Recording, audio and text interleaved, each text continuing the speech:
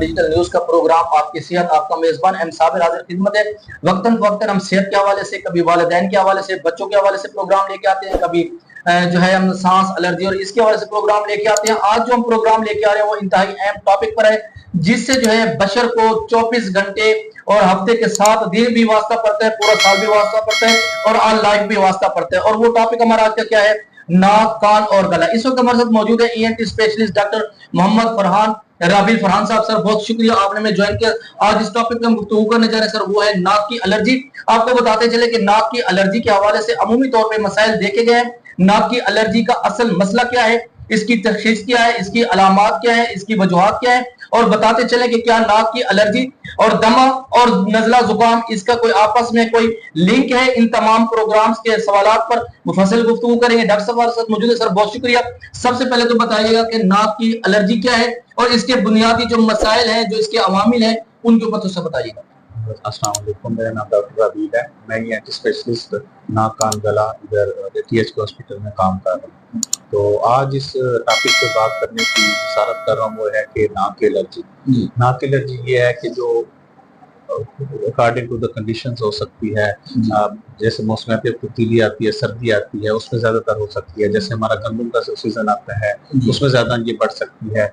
और सबसे ज्यादा इसमें अलामत ये होती है कि सुबह सुबह जब पेशेंट हमारा उठता है या जो भी बंदा होता है उसको छींकें आना शुरू हो जाती है, फिर उसके नाक बंद होना शुरू हो जाता है। कभी एक नाक बंद होता है, कभी 2 नाक बंद हो जाते हैं। फिर उसके साथ उसके सर में दर्द होना शुरू हो जाता है।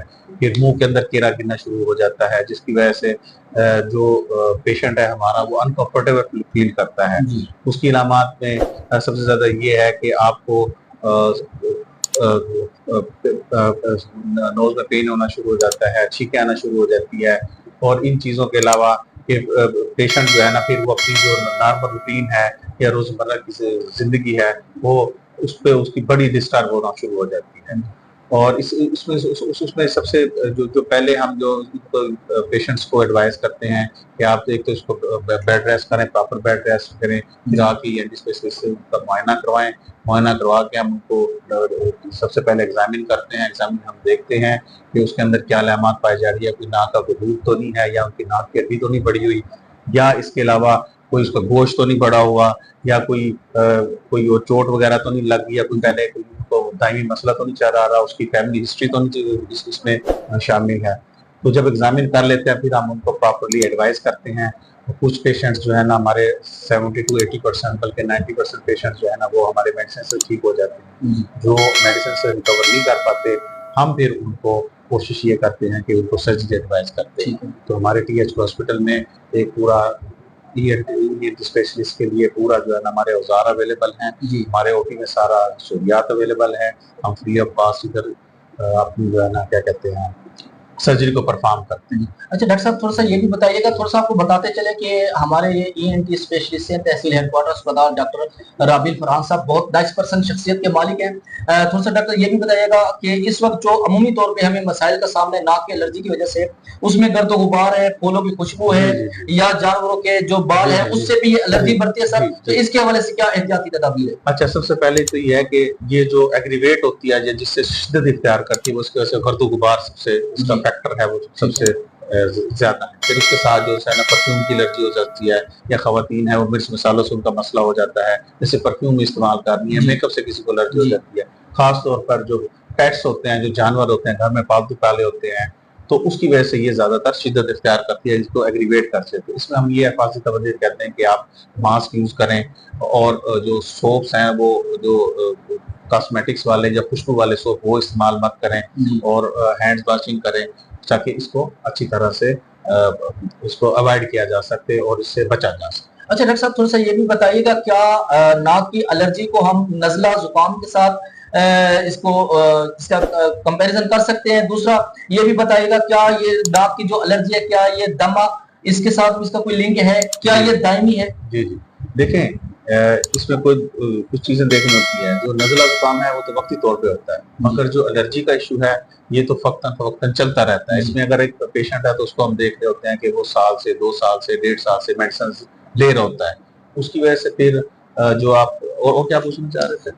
जैसा कि दमा है, हाँ, अच्छा, ये बात है कि दमा अगर ये लॉन्ग टर्म रह जाए और क्या कहते हैं ये एलर्जी का इशू हो जाते हैं, तो इसमें चांसेस ये भी होते हैं कि ये दमा में भी कन्वर्ट हो सकता है। ठीक है। अगर किसी पेशेंट्स को साल है, 2 साल है, 3 साल है, तो इसलिए हम कहते हैं कि इसका प्रॉपर आके ट्रीटमेंट के मेडिकेशन लें, ताकि इसकी जो कॉम्प्लिकेशन से बचा जा सके। यानी कि अगर उसकी बर वक्त तशखीस ना हो और उसके अंदर 2-3 साल का अरसा गुजर गया, थोड़ी सी दायमी हो गई है, तो वो दमे के अंदर जाकर कन्वर्ट हो सकती है। ठीक है, बिल्कुल ऐसी बात। अच्छा सर, ये भी बताइएगा कि इस वक्त जो हमारे पास अमूमी तौर पे एलर्जी के से अगर मसाइल आते हैं, तो ऐसे मरीजों को आप जो है उनकी एहतियाती तदाबीर क्या रिकमेंड करेंगे? जी, उनमें एहतियाती तदाबीर ये है कि एक तो मास्क का यूज प्रॉपर यूज करें और प्रॉपर अपने मेडिकेशन यूज करें, बेड रेस्ट करें। जैसे गर्मी है तो गर्मी में अवॉइड किया जाए, सर्दी है तो सर्दी से अवॉइड किया जाए, प्रॉपर ढांपा जाए नोज को।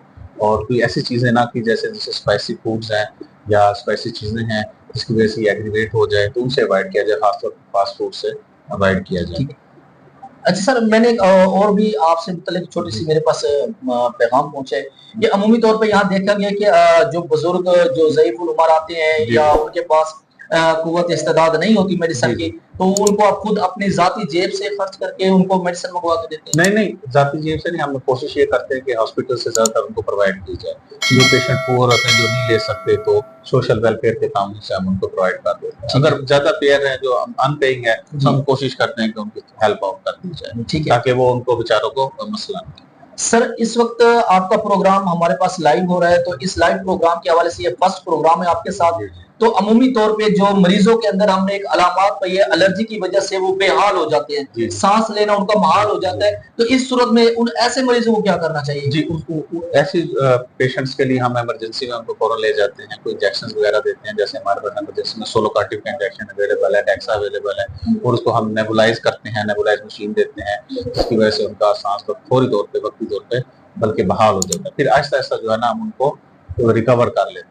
ज्यादातर यही है कि एहतियाती तदबीर इस्तेमाल की जाए, और एहतियाती तदबीर इस्तेमाल करने के साथ साथ जो है ना इनको आगाही की जरूरत है, ताकि आपको पता होना चाहिए कि भाई मुझे किस टाइम डॉक्टर को चेकअप करवाना है और किस टाइम मैंने प्रॉपर ट्रीटमेंट इसका। सर, एहतियाती तदबीर के हवाले से आपने जिक्र किया, तो ऐसे मरीजों के लिए जो है गिज़ाई फूड चार्ट क्या होगा सर?